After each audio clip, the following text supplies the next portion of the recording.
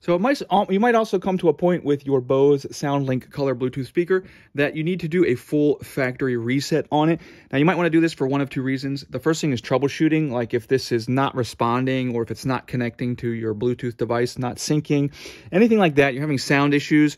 A factory reset can, fix a lot of those issues. You're going to need to set everything up again because everything will be wiped. And that's kind of the second reason you might want to do this is, just like it's going to clear the language selections, any kind of pairing memory, anything like that will all be cleared off. So we can go ahead and set it up like new. So all we need to do if we want to do that, we're just going to come and find the volume down in the aux button. We're just going to press and hold both of them for 10 seconds.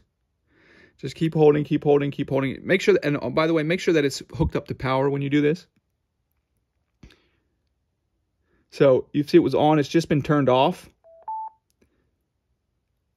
It made that little beep. So now it's been fully factory reset. So now when I turn it on, you'll see it'll go, it won't look to pair with something. It won't blink white. It'll just go straight into pairing mode.